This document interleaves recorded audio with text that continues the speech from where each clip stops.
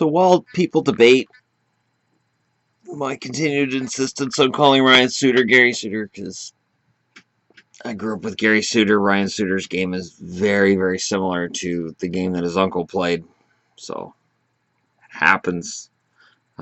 Gary Suter was one half of a battery with Al McInnes. McInnes got all of the press, all the attention, but Gary Suter was a fantastic defenseman in his own right.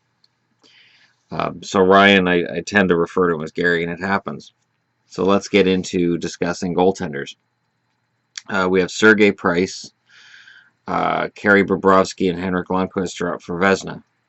No, that's not right. No. Braden Holtby, Kerry Price, Sergei Bobrovsky. This is kind of the three I figured they were going to go with. Holtby, he won it last year. Bobrovsky was part of a huge story in Columbus. Kerry Price is Kerry Price. There are Minnesota fans who are not happy because Dubnyk's not in the discussion. Now, this goes back to yesterday's Norris video.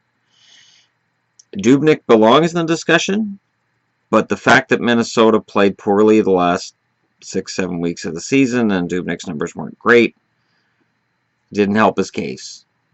And it's highly likely that it's a four-way vote and he was fourth.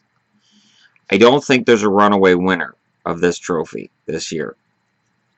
And I think in terms of who's going to win it, I would say Braden Holtby probably does win it. Now, is Braden Holtby the best goaltender in the NHL?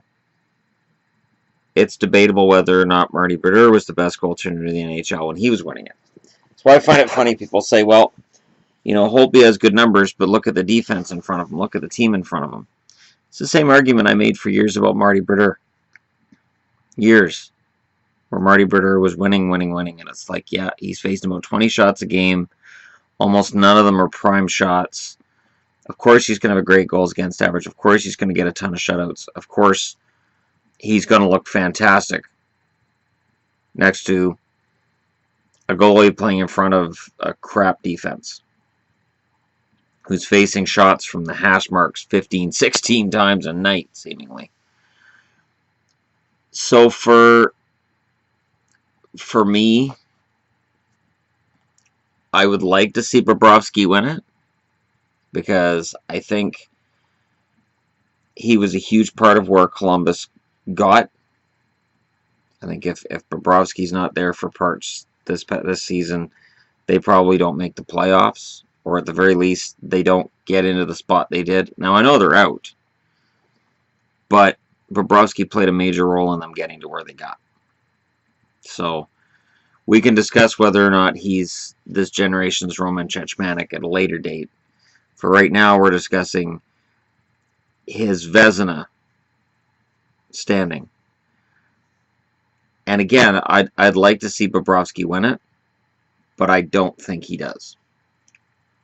I think the winner ultimately is going to be Holtby. It's an easy pick.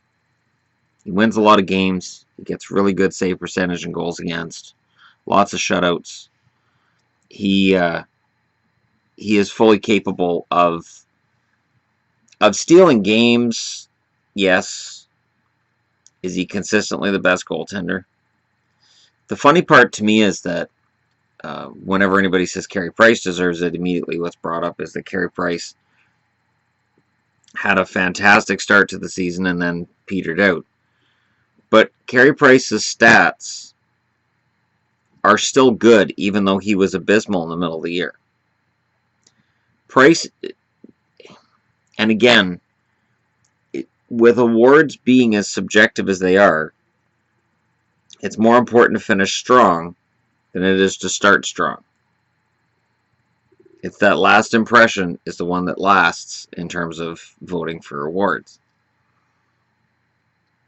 Although I've been a fan of the idea of maybe awards should be nominated after the playoffs. I mean, to me it's like the regular season and the playoffs are a different beast, certainly. But there are players who sort of show just how good they are at what they're doing in the playoffs. to a bigger audience than they get during the regular season.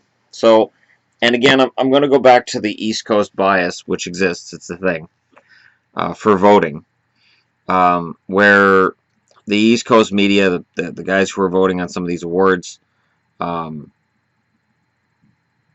they may not see a lot of the later games because they don't start until really late at night. So they're watching the East Coast games and they're seeing Holtby, and they're not seeing, in San Jose it'd be Martin Jones, in LA it would have been Peter Budaj for a lot of the year. They're not seeing a lot of these guys, so they're not going to get that same consideration.